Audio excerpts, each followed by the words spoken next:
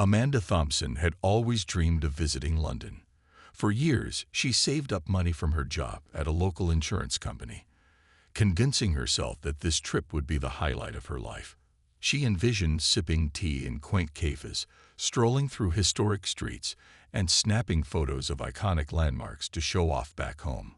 Her excitement was contagious. At least it seemed that way until they landed. From the moment Amanda stepped off the plane, something about her demeanor rubbed people the wrong way.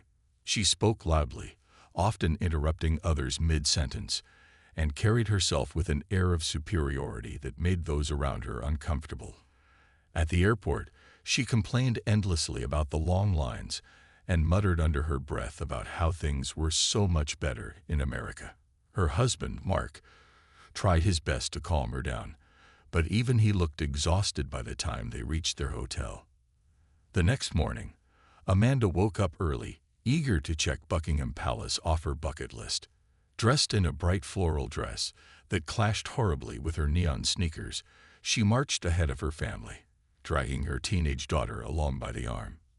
"Come on, slowpokes," she called over her shoulder, completely oblivious to the annoyed glances from other tourists who were trying to enjoy the peaceful morning.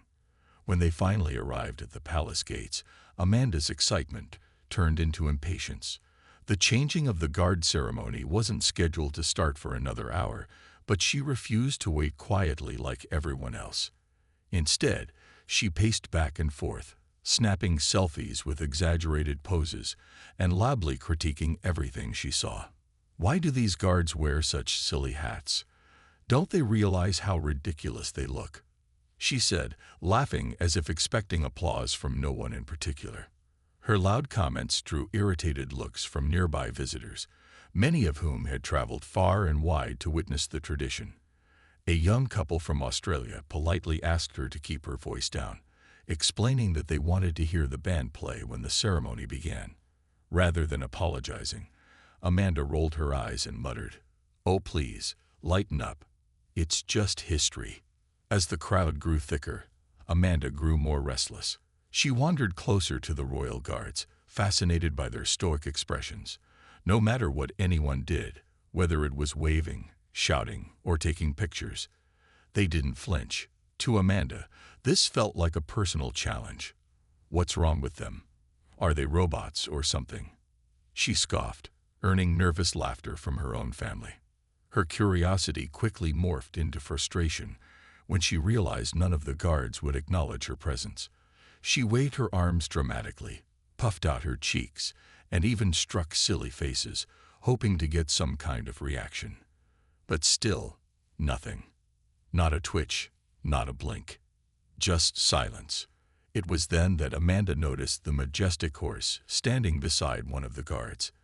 Its glossy coat shimmered in the sunlight, and its regal stance commanded respect. For a brief moment, Amanda admired the animal, but admiration soon gave way to irritation. Why should this creature, she thought, receive more attention than her? After all, she was the one paying good money to be here. That thought simmered in her mind as the minutes ticked by. Little did anyone know, Amanda's growing sense of entitlement was about to boil over, and the consequences would ripple far beyond anything she could have imagined. Frustration bubbled inside Amanda as she stood near the royal guard and his horse. She had tried everything, waving, making faces, even talking loudly, but nothing worked. The guard remained perfectly still, his eyes fixed straight ahead, as though she didn't exist. To Amanda, it felt like a slap in the face. How dare he ignore me? She muttered under her breath, her cheeks flushing with anger. Her gaze shifted to the horse standing quietly beside the guard. It was a magnificent animal, its mane neatly groomed and its coat gleaming under the sunlight. Tourists around her were taking photos of the horse, marveling at its beauty and calm demeanor. But instead of feeling awe, Amanda felt something else entirely: resentment. Why should this animal get all the attention? Why should it be treated with so much care while she, a paying visitor, was completely overlooked? Without thinking twice, Amanda bent down and picked up a small rock from the ground. It wasn't particularly large or heavy. just enough to make an impact if thrown correctly. Her family watched in stunned silence as she weighed the rock in her hand, her expression darkening with determination. Before anyone could stop her, she hurled it toward the horse with surprising force. The rock hit the animal's side with a dull thud. For a split second, there was complete silence. Then the horse flinched, its ears twitching backward as it shifted uneasily on its hooves. Thankfully, years of training kicked in, and the horse quickly regained its composure, staying close to the guard without panicking. But the damage was done. Gasps erupted from the crowd.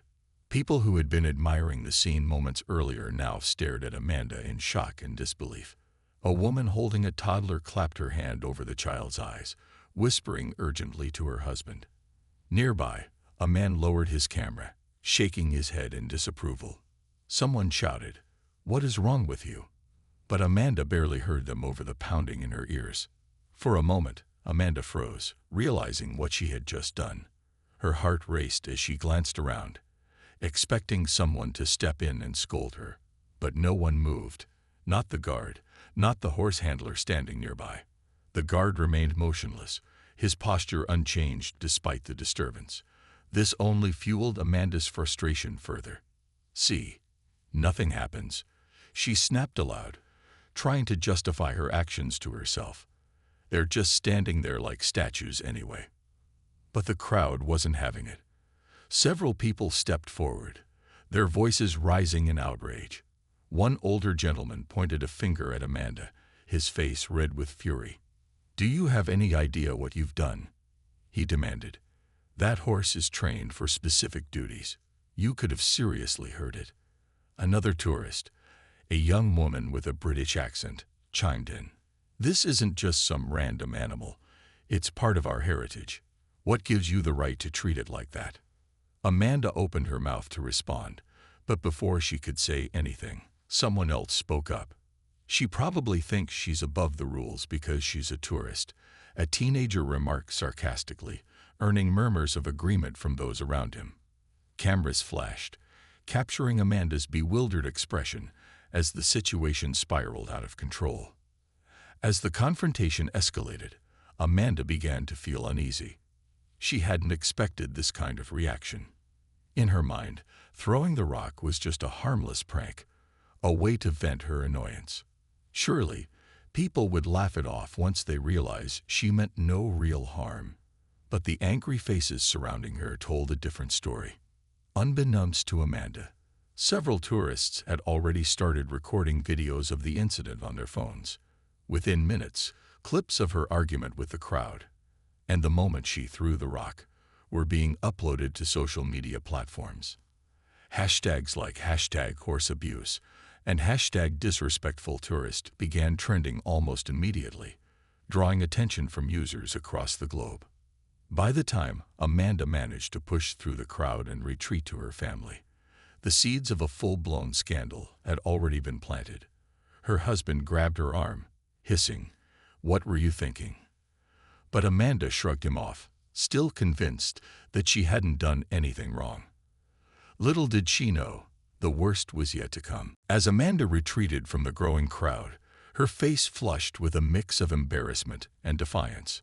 She tried to brush off the confrontation as nothing more than an overreaction by a bunch of overly sensitive tourists. "They're making such a big deal out of nothing," she muttered under her breath, clutching her phone tightly in one hand. Her husband, Mark, however, wasn't so quick to let it go. "Amanda, what were you thinking?" he hissed, pulling her aside. His voice was low but sharp, filled with a mix of anger and disbelief. "You threw a rock at a horse that's part of a royal ceremony. Do you have any idea how bad this looks?" Amanda rolled her eyes, clearly irritated by his tone. "Oh, come on, Mark. It was just a little rock. The horse didn't even get hurt. Everyone's acting like I committed some huge crime." Mark shook his head, glancing nervously at their teenage daughter, who stood silently nearby, her expression unreadable. "It's not about whether the horse got hurt or not. It's about respect. These guards, these animals, they're part of something important here. something people care about deeply. But Amanda wasn't listening. Instead, she turned her attention back to the crowd, where several tourists were still shouting at her. One man, visibly fuming, stepped closer, pointing a finger directly at her. "You don't understand what you've done," he said, his voice shaking with emotion. "That horse is trained for specific duties. You could have caused serious harm, not just to the animal but to the guard too. This isn't a game." Another woman joined in, her British accent cutting through the tension. "And what about your attitude? Throwing rocks and then laughing it off like it's no big deal. That's not how guests behave. We welcome tourists here because we want them to appreciate our culture, not mock it." The words stung, but Amanda refused to back down. Instead, she crossed her arms and shot back. "Oh, please, don't act like this is some sacred ritual. It's just a guy in a fancy hat standing next to a horse. If it's so special, maybe they shouldn't ignore people when they try to take pictures." Her comment only fueled the fire. Gasps rippled through the crowd, followed by murmurs of disbelief.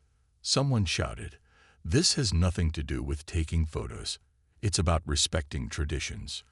Another person chimed in, "And showing basic decency to living creatures." The situation escalated quickly. More people gathered around, some recording the heated exchange on their phones, while others voiced their disapproval loudly. A young couple holding hands looked at Amanda with disgust before walking away, muttering, "Unbelievable." Even children in the crowd seemed confused, tugging at their parents' sleeves and asking why the woman was being so mean. Amid the chaos, Amanda's stubbornness began to falter. For the first time, she noticed the sheer number of cameras pointed in her direction. Tourists were live streaming the incident, capturing every word she said and every defensive gesture she made. Social media icons flashed on phone screens as videos were uploaded instantly. Amanda felt a knot tighten in her stomach, though she still couldn't fully grasp the magnitude of what was happening.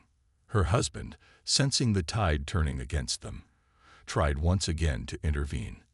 "We need to leave now," he urged, grabbing her arm firmly. But Amanda resisted, unwilling to admit defeat. "Why should we leave? We didn't do anything wrong," she protested, her voice rising. Mark leaned in closer, his tone urgent. "Amanda, listen to me. People are filming this. This isn't just about us anymore. It's going to blow up online. Do you really want that?" For a brief moment, doubt flickered across Amanda's face. She glanced at the crowd, at the angry faces and raised phones, and felt a chill run down her spine. Still, pride got the better of her. Squaring her shoulders, she snapped, "Fine, let them film. Let them see how ridiculous everyone's being over a tiny rock." With that, she turned on her heel and stormed off, dragging her family along with her. As they disappeared into the throng of tourists, the crowd erupted into a mix of groans and sarcastic applause. Someone yelled after her, "Hope you enjoy the backlash, lady." Little did Amanda know, those words would prove prophetic. Back in the safety of their hotel room later that evening, Mark pulled up Twitter on his phone. And there it was, video after video of Amanda's actions, accompanied by hashtags like #disrespectfultourist and #RoyalGuardScandal. The world had already begun to weigh in, and the verdict was unanimous. Amanda Thompson was in deep trouble. By the time Amanda and her family returned to their hotel room, the internet had already transformed her actions into a global spectacle. What started as a few shaky videos posted by bystanders quickly snowballed into a viral storm. Social media users from around the world dissected every detail of the incident, her loud complaints, the moment she threw the rock, and her defiant attitude afterward. Hashtags like #disrespectfultourist, #RoyalGuardScandal, and even #Horsegate trended on platforms like Twitter and Instagram, drawing millions of views within hours. At first, Amanda brushed it off. "People will forget about this in a day or two," she told her husband dismissively while scrolling through comments online. But the more she read, the harder it became to ignore the sheer scale of the backlash. Memes mocking her began popping up everywhere. Some photoshopped her face onto cartoon villains, while others depicted her throwing rocks at iconic landmarks like Big Ben and the Eiffel Tower. Late-night talk show hosts joked about her behavior, turning her into a punchline for their monologues. The captions under these posts ranged from humorous jabs to outright condemnation. One tweet read, "If you can't respect a horse doing its job, maybe stay home." Another said, "This is why stereotypes about rude tourists exist." Even celebrities weighed in, with one actor tweeting, "Not cool, lady. That horse deserves better." As the hours passed, news outlets picked up the story, amplifying the outrage. Headlines like "American Tourist Throws Rock at Royal Guard's Horse" and "Entitled Visitor Sparks Outrage in London" dominated websites worldwide. Reporters camped outside Amanda's hotel, hoping to catch a glimpse of her leaving the building. Her name became synonymous with disrespect and entitlement, sparking debates about cultural sensitivity and responsible tourism. Back in her hotel room, Amanda tried to rationalize what was happening. "They're blowing this way out of proportion," she insisted, pacing back and forth. "It's just a stupid rock. Why does everyone care so much?" Her teenage daughter, sitting quietly on the bed, finally spoke up. "Mom, it's not just about the rock. It's how you acted afterward, like you didn't care at all." People saw that. Amanda froze mid-step, glaring at her daughter. "I do care. I just don't think it's fair that everyone's jumping down my throat over something so small."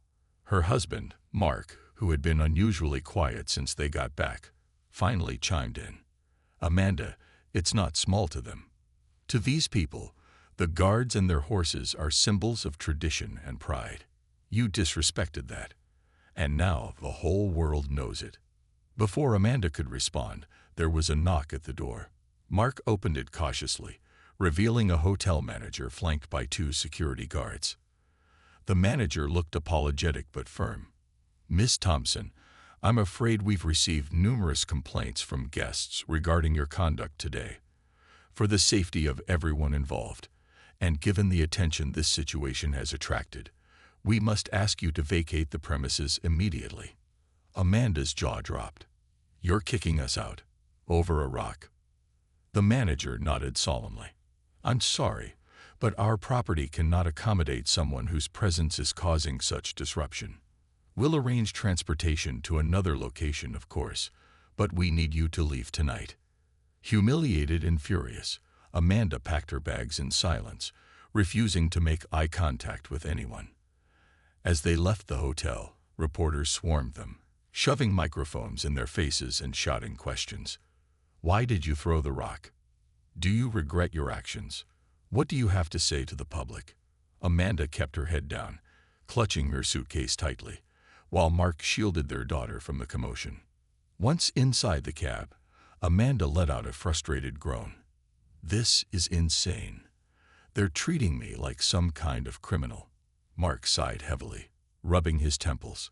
"Maybe if you'd apologize earlier, but instead, you doubled down. Now the entire world hates you." Amanda stared out the window, watching the city lights blur past. For the first time, doubt crept into her mind. Was this really happening because of a single moment of anger? Or was it something deeper, something she couldn't undo? Little did she know, the worst was yet to come. Back in the United States, screenshots of her confrontation were circulating among local news stations. Her employer issued a statement distancing themselves from her actions, calling her behavior unacceptable. Friends and acquaintances flooded her social media accounts with messages, some offering sympathy but most expressing disappointment. By morning, Amanda's life, as she knew it, would never be the same. The next morning, Amanda woke up to a world that felt completely different from the one she had gone to bed in. The hotel they had been relocated to was far less luxurious than their previous accommodation, a budget inn tucked away on the outskirts of London. It was quiet, almost eerily so, but Amanda knew better than to think she was out of the spotlight. As soon as she turned on her phone, notifications flooded in, emails, texts, and social media alerts, each more damning than the last. Her employer's statement had made headlines overnight. "We are deeply disappointed by the actions of one of our employees," it read. "Such behavior does not reflect the values of our company or our commitment to professionalism and respect." Worse still, her boss had sent her a private email informing her that she was being placed on administrative leave pending an investigation. Amanda stared at the screen, her hands trembling slightly. This wasn't just embarrassment anymore. It was a threat to her livelihood. Her teenage daughter, Lily, sat cross-legged on the other side of the room, scrolling through her own phone. She looked up at Amanda with a mix of anger and sadness. "Mom, people at school are talking about you," she said quietly. "They're saying mean things. Some kids even made fun of me today because of what you did." Amanda's heart sank. Of all the consequences she had imagined, hurting her family hadn't crossed her mind. She opened her mouth to respond, but no words came out. What could she say? That she didn't mean for any of this to happen. That it was all a big misunderstanding. Even she didn't believe those excuses anymore. Mark, who had been unusually quiet since the incident, finally spoke up. "You need to apologize, Amanda. A real apology, not some half-hearted excuse. People are angry because they see someone who threw a rock at a horse and then acted like it was no big deal. You've got to show them you understand why they're upset." Amanda hesitated, her pride warring with the growing realization that Mark was right. But admitting fault felt like swallowing glass. "What am I supposed to say?" she snapped defensively. "Sorry I threw a rock at your precious horse. They'll never forgive me anyway." "It's not about forgiveness," Mark replied, his voice firm but calm. "It's about taking responsibility. If you don't, this is going to follow us home. And trust me, it will get worse." Reluctantly, Amanda agreed to draft a public apology. With Mark's help, she wrote a short statement acknowledging her actions and expressing regret. "I deeply apologize for my behavior yesterday," it began. "I realize now that throwing a rock at the Royal Guard's horse was disrespectful and unacceptable. I should have shown more consideration for the traditions and animals involved. I hope everyone can accept my sincere apology." She posted the message on her social media accounts, expecting, at best, a lukewarm response. Instead, the comments section exploded almost immediately. While a handful of people acknowledged her attempt to make amends, the majority tore into her with renewed fury. "Too little, too late," one commenter wrote. Another added, "An apology doesn't erase what you did. Own up to your actions fully instead of pretending this fixes everything." Meanwhile, British authorities weren't letting the matter slide either. News broke that legal action was being considered against Amanda under animal welfare laws. Animal rights organizations joined the chorus of condemnation, calling for accountability and stricter penalties for tourists who abuse local customs or harm animals. A petition demanding her deportation gained tens of thousands of signatures within hours. As the day wore on, Amanda found herself trapped in a whirlwind of scrutiny. Reporters continued to hound her, showing up outside the hotel despite her attempts to remain invisible. Back in the United States, local news stations aired segments dissecting her behavior, with commentators debating whether she deserved leniency or punishment. Neighbors who once exchanged pleasantries with her now avoided eye contact, whispering behind closed doors about how ashamed they were to live near that woman. By evening, Amanda was physically and emotionally drained. Sitting alone on the edge of the bed, she scrolled through endless streams of criticism online. Each comment felt like another weight pressing down on her chest. For the first time, she allowed herself to truly consider the ripple effect of her actions, not just on herself, but on her family, her community, and strangers halfway across the globe. But even as guilt gnawed at her, Amanda couldn't shake the feeling that she was being unfairly singled out. "Why does everyone care so much about a horse?" she muttered bitterly, staring at the wall. Mark overheard her and sighed.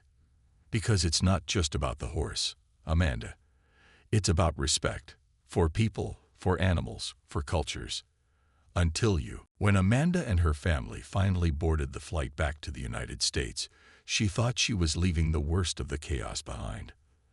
The long hours on the plane gave her a false sense of relief. No reporters shouting questions, no angry crowds glaring at her, and no viral videos popping up on her phone every few minutes. For a brief moment, she allowed herself to believe that maybe, just maybe, the world would move on once they landed. She couldn't have been more wrong.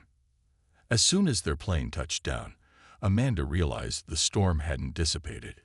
It had only grown stronger.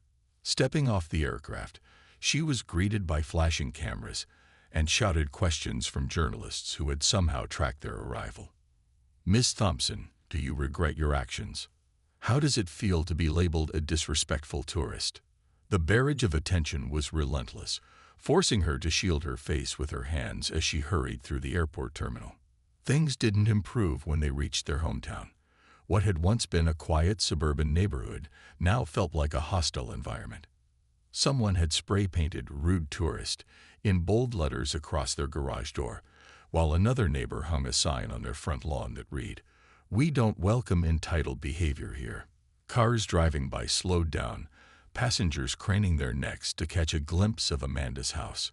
Some even rolled down their windows to yell insults before speeding away. Her social life unraveled almost instantly. Friends stopped returning her calls, and acquaintances crossed the street to avoid running into her. Local businesses that had once welcomed her as a regular customer suddenly found reasons to turn her away. At the grocery store, cashiers refused to make eye contact, and one employee loudly muttered, "Some people have no shame," loud enough for everyone nearby to hear. Even her daughter, Lily, faced backlash at school.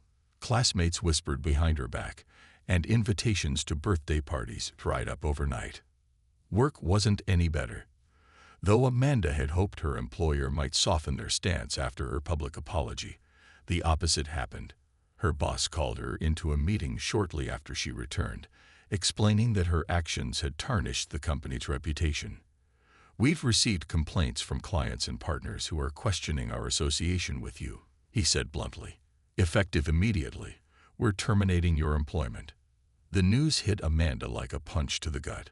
Losing her job meant losing not just her income, but also a significant part of her identity. She spent hours sitting at the kitchen table, staring blankly at unpaid bills and wondering how they would manage financially. Mark tried to stay supportive, but the stress began taking its toll on him too. He started working longer hours to compensate for the loss of income, leaving Amanda alone with her thoughts and guilt. To make matters worse, late-night talk show hosts continued to mock her, turning her into a recurring joke. One comedian donned a floral dress and neon sneakers during his monologue, pretending to throw rocks at an imaginary horse, while the audience roared with laughter. Memes featuring her face circulated endlessly online, often accompanied by captions like "World's Worst Tourist" or "Don't let this happen to you." Even strangers chimed in, flooding her social media accounts with hateful messages. Some were cruel, calling her names and suggesting she deserved everything coming her way. Others were condescending, offering unsolicited advice about humility and respect. A few messages stood out, not because they were kind, but because they cut deeper than the rest. One person wrote, "You've become a symbol of everything wrong with entitled tourists. Congratulations on ruining something beautiful just because you couldn't handle being ignored." Amanda deleted her social media profiles entirely, unable to stomach the constant reminders of her mistake. But disconnecting didn't bring peace. It only left her feeling isolated. Nights became sleepless battles against anxiety, her mind replaying every detail of the incident over and over again. She started avoiding mirrors, unable to look at her own reflection without seeing the scornful faces of those she'd hurt. One evening, as she sat alone in the living room, Mark walked in and handed her a cup of tea. "You need to figure out what comes next," he said gently. "This isn't going to go away unless you take responsibility. Not just publicly, but personally. People won't forgive you until you forgive yourself." Amanda stared into the steaming mug, tears welling up in her eyes.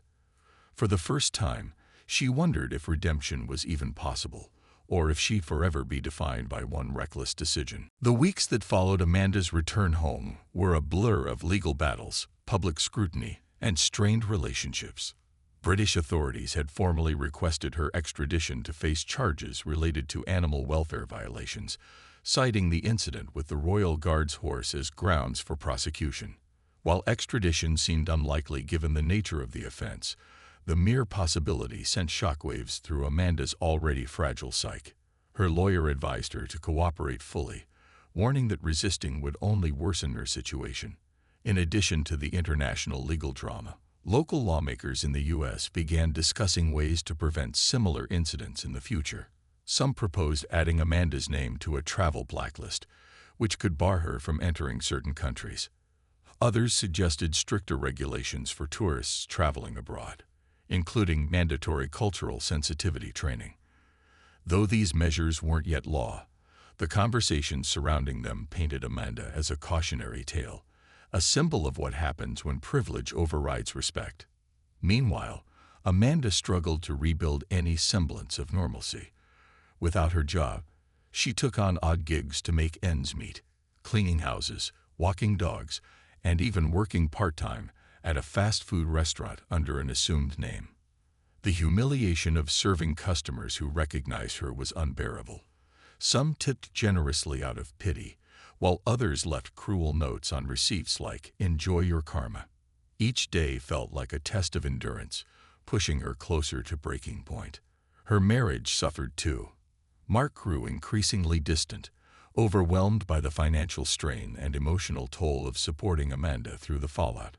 He stopped defending her when friends or family criticized her actions, often retreating into silence during heated discussions. Their once vibrant connection faded into awkward exchanges about bills and household chores. Even their teenage daughter, Lily, began pulling away, spending more time at friends' houses than at home. When Amanda tried to talk to her, Lily would snap, "You ruined everything," before storming off. Desperate to salvage what little remained of her reputation, Amanda agreed to participate in a televised interview with a well-known journalist. It was her last-ditch effort to explain herself and seek forgiveness, or so she claimed. Dressed modestly in neutral tones, she sat nervously across from the interviewer, fidgeting with the hem of her sweater as cameras rolled. "I know I made a terrible mistake," Amanda began, her voice trembling. "Throwing that rock wasn't just disrespectful, it was selfish and thoughtless. I let my frustration get the better of me, and I hurt people in the process. For that, I am truly sorry." The interviewer listened intently but pressed her for specifics. "Do you understand why this incident struck such a nerve with so many people?" he asked. "It wasn't just about the horse. It was about disrespecting a tradition that means a lot to an entire nation." Amanda nodded slowly, tears streaming down her face. "Yes, I see that now. At the time, I didn't think about how important those guards and horses are to British culture. All I cared about was my own feelings, and that was wrong. I wish I could take it back." Though her words sounded sincere, viewers remained divided. Some appreciated her willingness to confront her mistakes publicly, while others dismissed the interview as insincere damage control. Comments poured in labeling her apology as too calculated or forced. Critics pointed out that her tone lacked genuine remorse, arguing that she still seemed focused on justifying her behavior rather than owning up to it completely. Despite the mixed reception, the interview did spark one positive outcome. A charity organization dedicated to equine welfare reached out to Amanda, inviting her to volunteer as part of her restitution efforts. Initially hesitant, she eventually agreed, seeing it as an opportunity to prove she was serious about change. Every Saturday morning, she reported to a local stable where she helped care for rescued horses, mucking stalls, grooming coats, and learning basic veterinary skills. At first, the staff kept a close eye on her, wary of giving her too much responsibility. But over time, Amanda's dedication began to show. She arrived early, stayed late, and asked questions that demonstrated a growing understanding of the animal's needs. One trainer remarked quietly to a colleague, "She's trying, at least. That's something." While volunteering didn't erase the damage Amanda had caused, it gave her a small sense of purpose, a glimmer of hope amid the wreckage of her life. Still, she knew the road ahead would be long and difficult. Redemption wasn't something that happened overnight, especially when the world refused to forget her misstep. But for the first time since the incident, Amanda allowed herself to believe that maybe, just maybe, months passed, and Amanda's life began to settle into a new rhythm, one defined by humility, hard work, and quiet reflection. The media storm eventually subsided, though reminders of her past actions lingered in the form of snide comments or sideways glances from strangers. She had become a ghost in her own community, someone people recognized but rarely acknowledged unless it was to whisper about that horse incident behind her back. Yet, despite the isolation, Amanda found solace in the small victories she achieved each day. Her volunteer work at the stable became a cornerstone of her routine.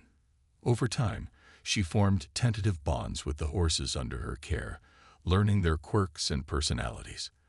There was Bella, a gentle mare who had been neglected before being rescued, and Max, a spirited gelding with a knack for knocking over water buckets.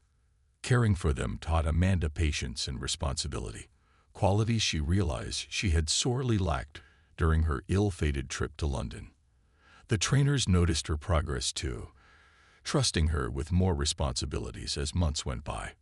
One day, after successfully calming a frightened pony during a thunderstorm, a trainer smiled and said, "You've come a long way, Amanda." Though these moments brought her joy, they also weighed heavily on her heart. Every kind nuzzle from a horse or approving nod from a trainer served as a reminder of the harm she had caused.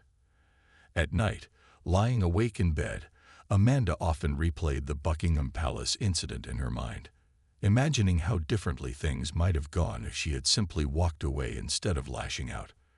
"I'll never forgive myself," she confided in Mark one evening, tears streaming down her face. "But I have to keep trying. For them, for us." Her family relationships slowly began to mend, though scars remained. Lily started spending more time at home, occasionally joining Amanda for weekend visits to the stable. Watching her mother interact with the horses seemed to soften some of the anger she had harbored. One afternoon, as they brushed Bella together, Lily asked tentatively, "Do you think people will ever stop hating you?" Amanda paused, choosing her words carefully. "Maybe not," she admitted, "but that's okay. What matters is knowing I'm doing better now, and showing you and everyone else that I can change." Mark, too, began opening up again, sharing his own struggles with the aftermath of the scandal. Their conversations grew deeper, filled with honesty rather than defensiveness. Though their marriage wasn't perfect, it felt stronger somehow, forged through shared hardship and mutual support. Meanwhile, the world moved on. New scandals emerged, capturing headlines and dominating social media feeds. Memes mocking Amanda disappeared from the internet, replaced by fresh controversies featuring other public figures. Even late-night talk shows stopped mentioning her name, focusing instead on newer, juicier targets. For Amanda, this shift was bittersweet.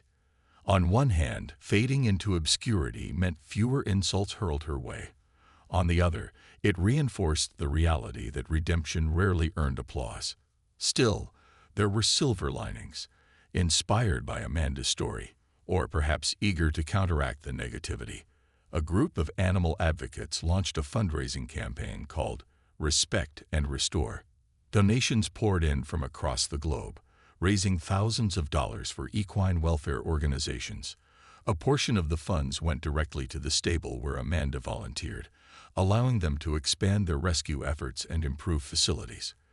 When the charity announced its success, Amanda was invited to speak briefly at a press conference. Standing before reporters, she fought back tears as she thanked donors and vowed to continue advocating for animals. "This isn't about me anymore," she said softly. "It's about making sure no one else makes the same mistakes I did." By the end of the year, Amanda had pieced together a fragile yet hopeful existence. She still faced challenges, financial strain, lingering resentment from neighbors, and the occasional cruel comment online. But she approached them with resilience. Her journey wasn't one of triumphant redemption. Rather, it was a testament to the power of persistence and self-awareness. She knew she would carry the weight of her actions for the rest of her life, but she also understood that growth came from facing consequences head-on. As she stood in the stable one crisp winter morning, feeding carrots to Bella and watching her family laugh together nearby, Amanda allowed herself a rare moment of peace. The road ahead would always be uncertain, but for now, she chose to focus on what mattered most: rebuilding trust, honoring traditions, and proving that even those who stumble can find their footing again, if they're willing to take the first step.